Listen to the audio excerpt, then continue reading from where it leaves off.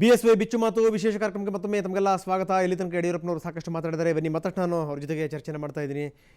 ಇಲ್ಲಿ ಕೇಳಲೇಬೇಕಾದಂಥ ಒಂದು ಪ್ರಶ್ನೆ ಅಂದರೆ, ಗಡ್ಕರಿ ಯಾಕೋ ನಿಮ್ಮ ಕೈ ಬಿಟ್ಟಿದ್ದು ಕಾರಣ ಏನು, ಏನಾದರೂ ಗೊತ್ತಾಗಿದೆಯಾ? ಯಾಕಂದರೆ ಬಹಳಷ್ಟು ಸಂದರ್ಭಗಳಲ್ಲಿ ಯಡಿಯೂರಪ್ಪನವರ ಬೆನ್ನಿಗೆ ನಿಂತಂಥವ್ರವರು, ನಿಮ್ಮನ್ನು ಸಮರ್ಥನೆ ಮಾಡ್ಕೊಂಡಂಥವ್ರವರು.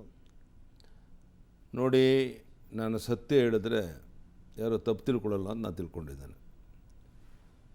ನಿತಿನ್ ಗಡ್ಕರಿ ಅವರಾಗಲಿ, ಅರುಣ್ ಜೇಟ್ಲಿ ಅವರಾಗಲಿ, ಇವತ್ತು ಸಹ ನನ್ನ ಬಗ್ಗೆ ಅಭಿಮಾನ ಇದೆ. ನಾವೆಲ್ಲೋ ಒಂದು ಕಡೆ ಯಡಿಯೂರಪ್ಪನವ್ರಿಗೆ ಅನ್ಯಾಯ ಮಾಡ್ತಾಯಿದ್ದೀವಿ ಅನ್ನೋಂಥ ನೋವು ಅವ್ರನ್ನ ಕಾಡ್ತಾ ಇರ್ಬೋದು.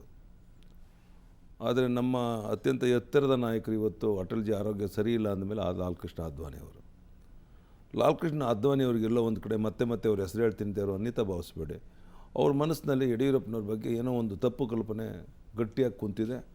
ಅದನ್ನು ಬದಲಾಯಿಸೋಕ್ಕೋಸ್ಕರ ನಾನೇ ಖುದ್ದು 2-3 ಬಾರಿ ಭೇಟಿ ಮಾಡಿದ್ದೆ. ಅವರ ಮನವೊಲಿಸುವಂಥ ಪ್ರಯತ್ನ ಮಾಡಿದೆ, ವಾಸ್ತವಿಕ ಸ್ಥಿತಿನ ತಿಳಿಸುವಂಥ ಪ್ರಯತ್ನ ಮಾಡಿದೆ. ಕುರ್ಚಿಗೋಸ್ಕರ ಅಲ್ಲ, ನಮ್ಮ ರಾಷ್ಟ್ರೀಯ ನಾಯಕರು ನನ್ನ ಬಗ್ಗೆ ತಪ್ಪು ತಿಳ್ಕೊಳ್ಬಾರ್ದು ಅಂತ.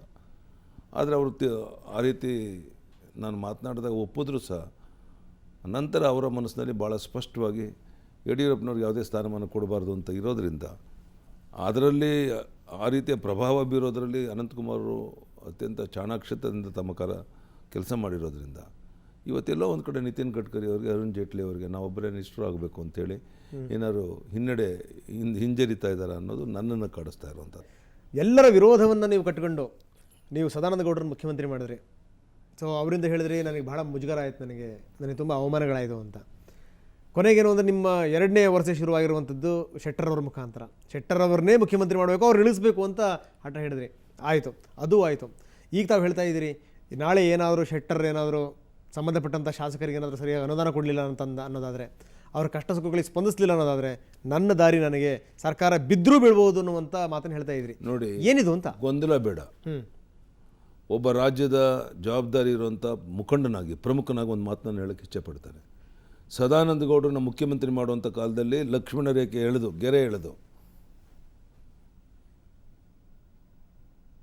ಒಕ್ಕಲಿಗ ಶಾಸಕರೆಲ್ಲ ಜಗದೀಶ್ ಶೆಟ್ಟರ್ ಬೆಂಬಲ ಕೊಟ್ಟಾಗ, ವೀರಶೈವ ಶಾಸಕರು ಬಹುತೇಕ ಎಲ್ಲರೂ ಸಹ ಸದಾನಂದ ಗೌಡರಿಗೆ ಬೆಂಬಲ ಕೊಟ್ಟರು. ಸದಾನಂದ ಗೌಡರನ್ನು ಮುಖ್ಯಮಂತ್ರಿ ಮಾಡಿದ್ರು, ನನ್ನ ಮೇಲೆ ವಿಶ್ವಾಸ ಇಟ್ಟು. ಅವರು ಕೊಟ್ಟಂಥ ಭರವಸೆಯಂತೆ ನನ್ನ ಕೋರ್ಟ್ ಕಚೇರಿಗಳಲ್ಲಿ ಸ್ವಲ್ಪ ನನಗೆ ರಿಲೀಫ್ ಸಿಕ್ಕ ಮೇಲೆ ಮುಖ್ಯಮಂತ್ರಿ ಸ್ಥಾನಕ್ಕೆ ರಾಜೀನಾಮೆ ಕೊಟ್ಟು ನಿಮ್ಮನ್ನು ಅಲ್ಲಿ ಕುಂಡಿಸ್ತೇನೆ ಅಂತ ಹೇಳಿದಾಗ ಹೈಕಮಾಂಡ್ ಬಿಟ್ಟು ತೋರಿಸಿದ್ರು.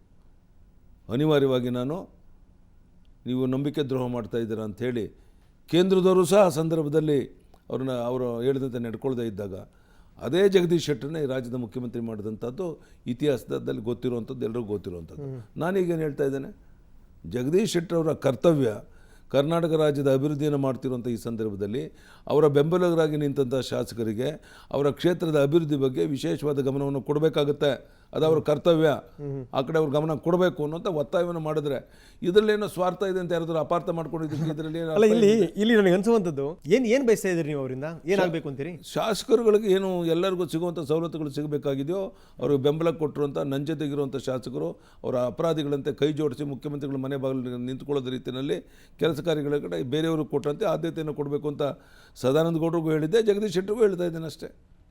ಇದರಲ್ಲೇನಿದೆ ವ್ಯತ್ಯಾಸ? ಇದರಲ್ಲೇನು ಧಮಕಿ ಇದೆ? ನಾನೇನು ಸ್ವಂತಕ್ಕೇನು ಕೇಳ್ತಾ ಇಲ್ಲ, ಅಥವಾ ಶಿಕಾರಿಪುರಕ್ಕೇನೋ ಬಂದು ಹೊಸದಾಗಿ ಶಿವಮೊಗ್ಗ ಜಿಲ್ಲೆ ಕೊಡಿ ಅಂತ ನಾನು ಕೇಳ್ತಾ ಇಲ್ಲ.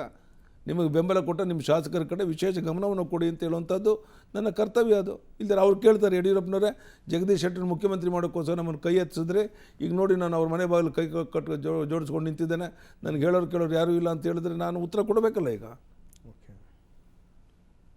ಇದನ್ನು ಯಾರಾದರೂ ಧಮಕಿ ಅಂತ ತಿಳ್ಕೊಳ್ಳೋದಾದರೆ, ಪ್ರತಿಪಕ್ಷ ಇದನ್ನು ಟೀಕೆ ಮಾಡೋದಾದರೆ, ಇದಕ್ಕೆ ನಾನೇನು ಉತ್ತರ ಕೊಡಲಿ? ಅಲ್ಲ, ಏನು ಹೇಳ್ತಾ ಇದ್ದೀರಿ ನೀವು? ಯಾರೋ ಒತ್ತಡಕ್ಕೆ ನೀವು ಬಲಿಯಾದರೆ ನಾಳೆ ಇಲ್ಲಿ BJP ಬಲಿಯಾಗ್ಬೋದು ಅಂತ ಹೇಳ್ತೀರ ತಾವು?